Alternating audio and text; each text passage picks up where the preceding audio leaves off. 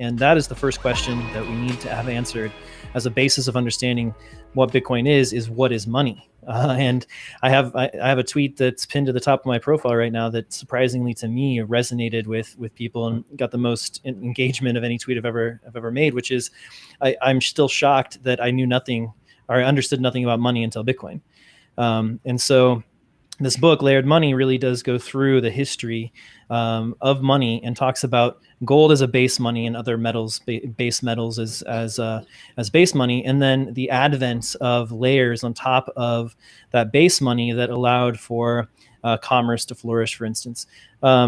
I would love to hear a little bit about your experience so far. Now that it's been a few months since you published a book, the kind of feedback you've received, and what's, what goes next? Like, what happens next? Are you continuing with translations? Are you going out there and speaking and educating, and what's going on? Yeah, it's been a fantastic 6 months since we published the book, and we're now up to about a dozen languages in terms of the translations that are underway. I decided to give away the Layered Money translation rights to all African local languages for free. So I encourage people in Africa to reach out to me if you want to lead the charge on your particular African language in terms of the translation. And I'm working with a few people already. The Zulu translation went live today. And so I'm incredibly excited about giving the book away for free to the African continent. And yes, I'm continuing to educate, speak. I want to travel and get this book out to as many languages as I possibly can. I will be going to China. They have invited me to do a seminar over there on Layered Money. So TBD on the date there, but I will be traveling to China to do that and to spread this idea of layered money over there. And I will be continuing to write more about Bitcoin. I'm working on a piece right now for ZBD, the gaming Lightning Network integration company. And I'm learning a ton about, the future and this virtual world that we all take for granted, like we're all in our phones all the time and on Twitter and in our social networks all the time. But there are bigger implications there, and for Bitcoin especially. And so I'm learning more about that. And then I'm focused on my second book about Bitcoin, which is going to be not a history book or a monetary book, but it's going to be a book about Bitcoin, the asset itself, and exploring the question how to value Bitcoin, because people are like, oh, I liked your book and I really understand it now, but what should I buy now or should I wait? And so people don't know, they don't have any valuation framework for Bitcoin yet, and there's a lot of great work being done there. So I'm writing the coattails of the research of Plan B and Willy Woo and Will Clemente and analysts like this that are looking at on-chain metrics. I'm trying to dive down this on-chain metrics rabbit hole. And I'm also trying to define Bitcoin as a network and assign a value to that itself, because, Facebook and Twitter shares are worth X amount of money because maybe it's correlated to the number of users, but Bitcoin also is worth X amount attributed to Y number of people that use it. And there's a valuation framework there as well. So I'm ranting a little bit, but there's a lot to be written about Bitcoin. This is a lifelong journey. I knew that when I left the bond industry to become a full-time Bitcoiner, and I'm here for good, and I'm ready to keep writing and growing this thing and promoting Bitcoin education. And Bitcoin has given me a degree of freedom to do that. And the book has given me a degree of freedom to do that as well. So I feel very blessed, and I'm excited for the future. It's exciting, man. Again, congrats on the book. I'm really excited to hear about the follow-up to come. And, when you came into the space, actually, you were writing about a second layer, the second layer of Bitcoin, the Lightning Network, a second layer of Bitcoin. And it was really just emerging at that point. And you wrote about, which is your Twitter handle, the time value of Bitcoin, and how their Lightning Network could help establish a reference rate for Bitcoin. And that was really interesting work. And I was awesome to see this kind of, come to fruition in terms of like setting the basis for all of your thought about Bitcoin in this book. But I thought we could talk now a little bit about this upper layer. And we know that the base layer is important. Gold is basically reinvented gold. We have self-sovereign base money now that we can all hold, but that is not sufficient for the kind of global and very complex and very fast-moving economy that we live in now. We need something that moves faster, maybe something at a lightning speed, for instance.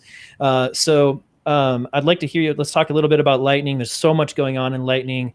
Stephan, you recently, I think your most recent episode actually was with Lalu, or also known as Roast Beef, who is lead developer of LND, one of the main implementations of the Lightning protocol. So I'd love to hear some highlights from that episode and kind of kick off this conversation about Lightning. Yeah, sure. So Lalu, aka Roast Beef, he's the CTO of Lightning Labs. And so for listeners, if you're new, Lightning Network has multiple clients, if you will. There are different implementations. And so Lightning Labs is one of the main ones. So their one is called LND. It stands for Lightning Network Daemon. And now it's one of the very common ones used around the Lightning Network. So there are, I think last I checked, it was something like 15,000 nodes, or maybe getting up to 20,000 Lightning nodes out there in the wild. And this doesn't even count a lot of the mobile wallets that might also be a Lightning node. So some of the updates from that, we were talking about this idea of how does Bitcoin and Lightning scale up, and whether the Lightning Network is ready now for having El Salvador, right? We're talking about 6.5 million new people using the Lightning Network. Now, granted, many of those people will be using a custodial experience. So, but they are still using, importantly enough, they are still using an open version of the Lightning Network. So the Chivo wallet, the government wallet, even if they start with the government wallet, they are still compatible, and they still scan the same QR codes that you and I would scan on any of our other Lightning Network wallets.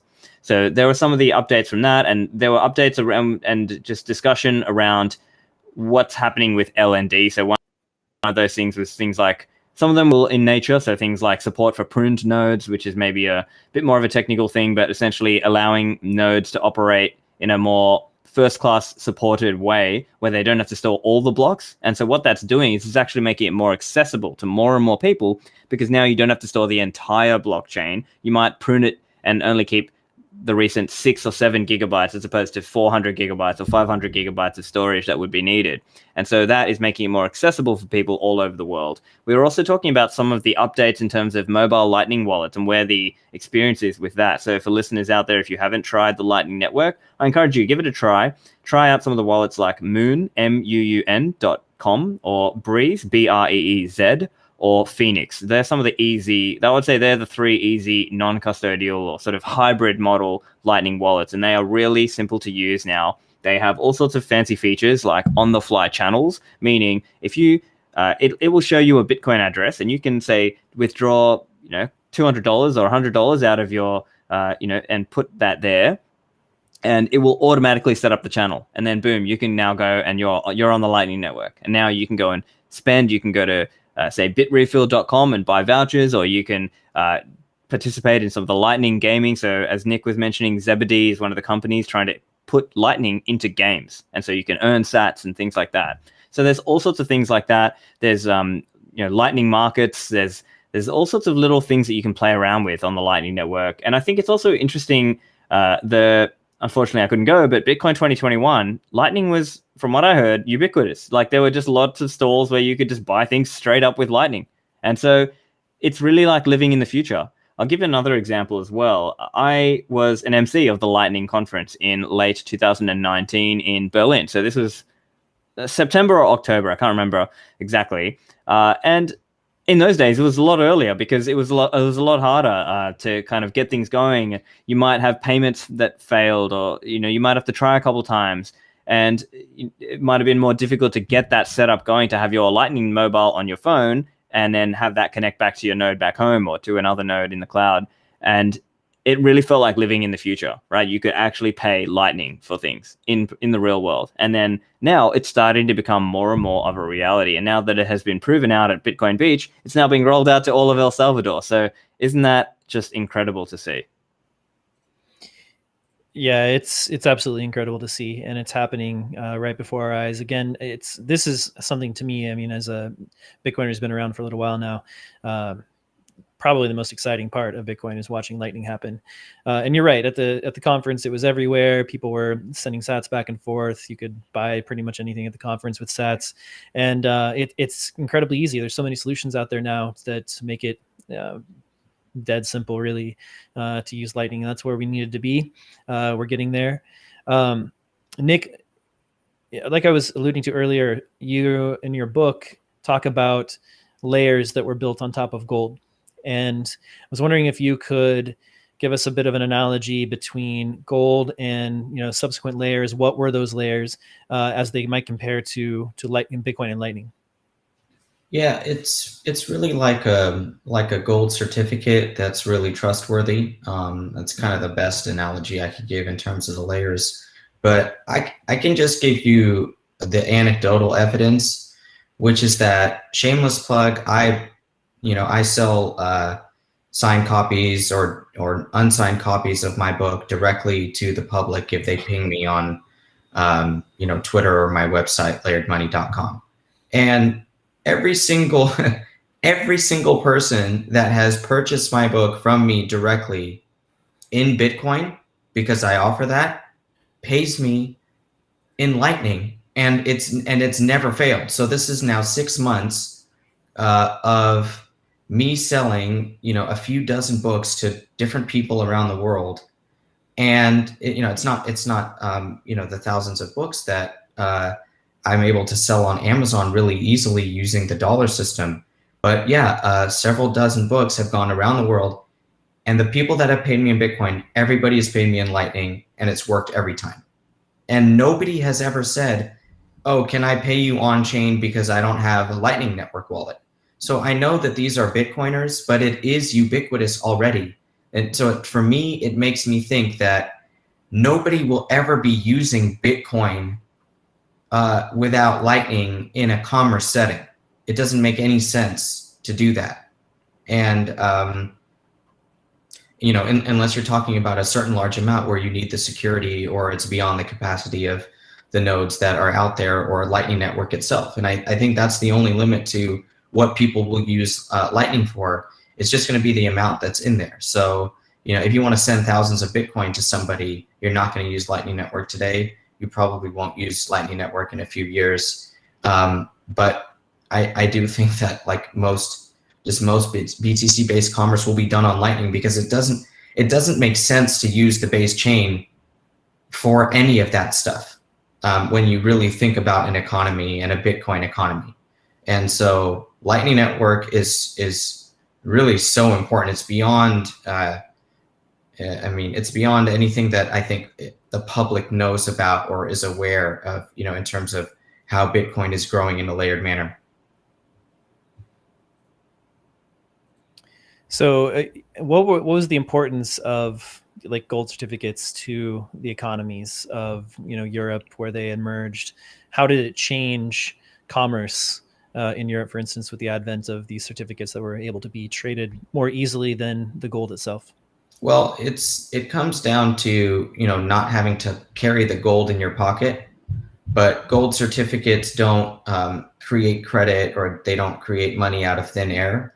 So the monetary system itself didn't evolve until bills of exchange were part of that mix, and bills being money that was created out of thin air, like a bank does with a loan today, or like the Fed does when they do QE, quantitative easing, and purchase U.S. Treasuries. They create those dollars by their keyboard on their computer and create the money out into the system.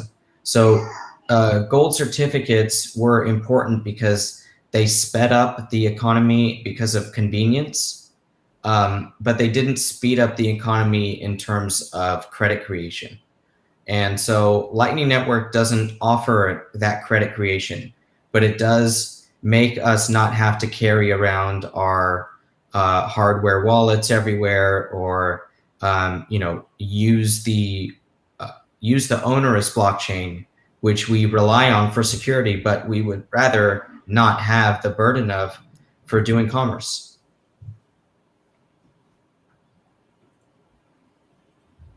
And that's where we're headed. Stephan, I wanted to ask you about the future of the Lightning Network. And if we think about it, I hear it often analogized to TCP/IP, which is the protocol that the web is built on.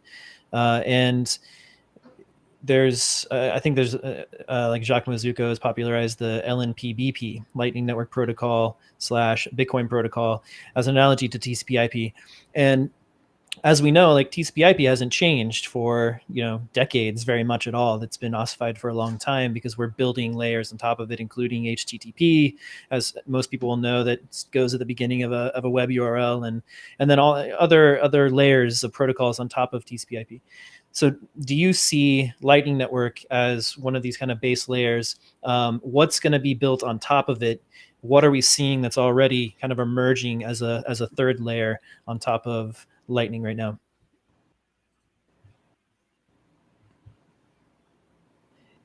Yeah, so in terms of what's building up on top of Lightning Network, I've seen some examples. There's this one, it's called Impervious. So now I might actually be getting Chase on to talk about this. And I know he did an episode with Marty on Tales from the Crypt a little while ago, maybe a couple of weeks ago. And essentially it was using the Lightning Network to pass across messages that would, and then set up some other kind of communications channel. So that's an interesting use of the Lightning Network to then create something that's going up and above that. But also just in terms of the Lightning Network advancing, I think it's also important to understand that even that will change and shift over time as well. So coming back to earlier, that recent episode with Roast Beef from Lightning Labs, so that is episode SLP 289 for anyone who wants to find that one. So we were talking about this idea of multi-party channels. So that's this idea where people, instead of having a 2 of 2 channel, let's say I set up a channel with Nick, instead we could have like 3 of us in a channel, or 10 of us in a channel, or 100 of us in a channel. And so then that is how it can really scale like dramatically more than the Lightning Network already does scale today. Because an interesting factoid, if you will, is that even if everybody today on the earth wanted to have a UTXO, an unspent transaction output, that would not be possible. And wow. So Lightning requires that you be able to open and close and do the channels and all that aspects of it, all those aspects of it. So in that episode, we were talking about some of the more advanced constructions that might be possible in the future, technically, once we get AnyPrev out, once we get L2, once we potentially move into a multi-party context, the Lightning Network can really already advance in so many ways. And so I think the other important part is that it's just all open source. And so people are just going to find what works and then just build up on top of that. And so there's no top-down king or CEO who's mandating this is the direction we must go, this is the roadmap, this is the particular technology. And this came up as well. So Laulu, Roast Beef, was also saying, he didn't think of it like there's a specific kind of, it's AnyPrev out, next upgrade, and then this other upgrade, and it's got to be in this order. No, it's more like when the new technology comes, we're getting Taproot soon.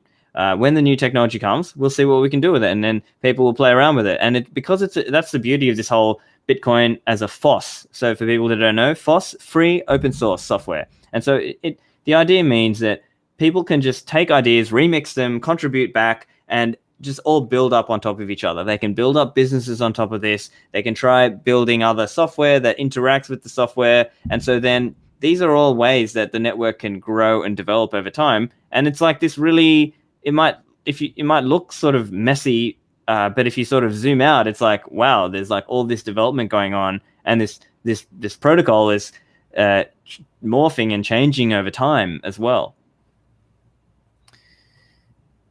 Yeah, I often like to tell the story about TCP/IP and its emergence. There was a competitor. There were several competitors, but there was one in particular that was, basically assumed would become the protocol basis for the internet. It's called OSI. It was a conglomeration of universities and corporations, and they worked on this spec for a long time, and they perfected it, and they tested it, and then they released it like, all right, here, we're finished with the internet. Here you go.